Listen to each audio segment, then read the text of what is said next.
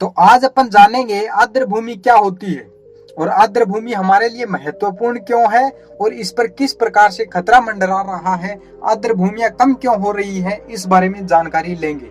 तो शुरू करते हैं अपने वीडियो को। सबसे पहले बात करते हैं आर्द्र भूमि की। तो आर्द्र भूमि का अर्थ होता है एक ऐसा भूभाग जहां पर वर्ष भर किसी न किसी रूप में पानी एकत्रित रहता है, तो उस क्षेत्र को आर्द्र भूमि क्षेत्र कहा जाता है। एक ऐसा क्षेत्र जहां पर वर्ष भर पानी एकत्रित रहता है, तो उस क्षेत्र को आर्द्र भूमि क्षेत्र कहा जाता है। ऐसा क्षेत्र नदी के किनारे पर बन सकता है, झीलों के किनारे पर बन सकता है, झीलों के अंदर बन सकता है, समुद्र के किनारे पर बन सकता है। तो इन सभी क्षेत्रों को आर्द्र भूमि क्षेत्र कहा जाता है। आर्द्र भूमि क्षेत्र हमारे लिए महत्वपूर्ण क्यों है? क्योंकि यहाँ पर खाद्य जाल का निर्माण होता है। शाकाहारी जीवों के खाद्य जाल का निर्माण होता है और मांसाहारी जीवों के लिए भी महत्वपूर्ण होता है। इसीलिए इसे बायोलॉजिकल सुपरमार्केट कहा जाता है, क्योंकि यहाँ पर बहुत बड़ी मात्रा में खाद्य जाल का निर्माण होता है। दूसरी बात, आर्द्र भूमि हमारे लिए इसलिए भी महत्वपूर्ण हो जाती है क्योंकि इसे किडनीज ऑफ द लैंडस्केप के नाम से जाना जाता है। किडनीज ऑफ द लैंडस्केप का मतलब है कि यहाँ पर जल का शुद्धिकरण होता है, जल चक्र के माध्यम से यहाँ पर जल का शुद्धिकरण होता है, इसलिए भी आर्द्र भूमि हमारे लिए महत्वपूर्ण होती है। अब जल चक्र क्या होता है? तो जल चक्र पानी पीने योग्य बन जाना, चाहे वह भाप बन करके आसमान में जाए, चाहे वह धरती के द्वारा सोख लिया जाए, तो ये सारी क्रियाएं जल चक्र है जिसके माध्यम से जल शुद्ध होता है, और इसीलिए आर्द्र भूमि क्षेत्र को किडनीज ऑफ द लैंडस्केप कहा जाता है। आर्द्र भूमि वनस्पतियों और औषधीय पौधों के उत्पादन में भी सहायक होती है, क्योंकि यहाँ पर सभी प्रकार के पौधे उगते हैं। तो उनमें से कुछ ऐसे पौधे भी होते हैं जो हमारे लिए औषधि का काम करते हैं, तो इसलिए कहा जाता है कि औषधीय पौधों के उत्पादन में भी आर्द्र भूमि क्षेत्र सहायक होता है। लोगों की आजीविका के लिए भी महत्वपूर्ण होता है।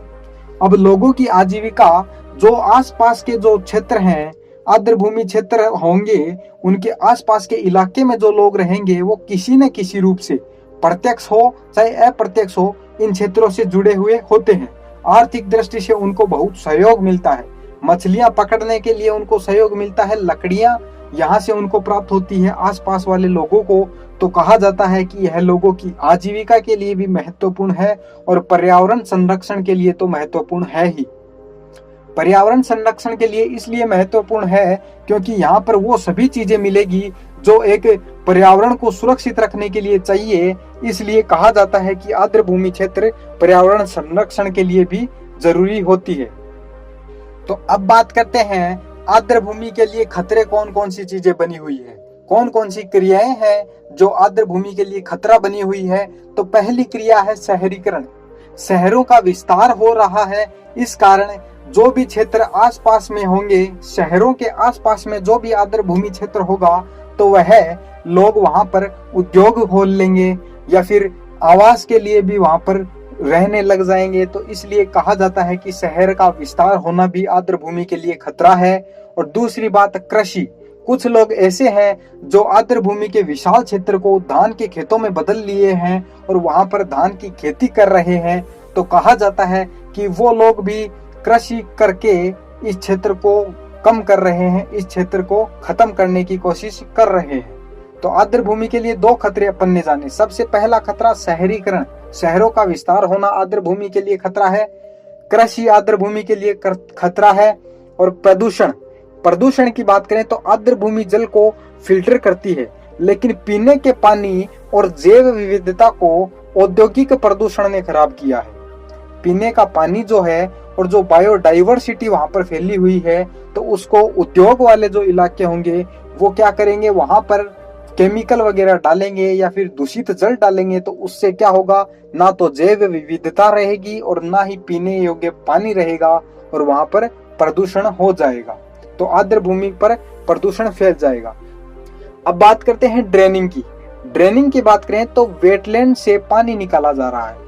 कुछ लोग ऐसे हैं जो अपने खेतों में पानी ले जा रहे हैं, और कुछ लोग किसी भी प्रकार से यहाँ से पानी ले जा रहे हैं, जिससे यहाँ का जल स्तर कम हो रहा है और यहाँ पर सूखे की स्थिति बन रही है।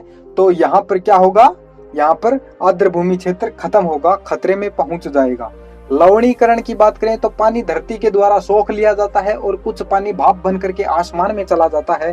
तो यहाँ पर सूखे की स्थिति बनती है कई जगहों पर, तो उस जगह पर सूखे की स्थिति बनती है तो उससे क्या होगा, तो उससे वहां पर लवणीयता बढ़ेगी और क्या होगा, वहां पर आर्द्र भूमि खतरे में पहुंच जाएगी और वहां पर आर्द्र भूमि खत्म होने की कगार पर आ जाएगी।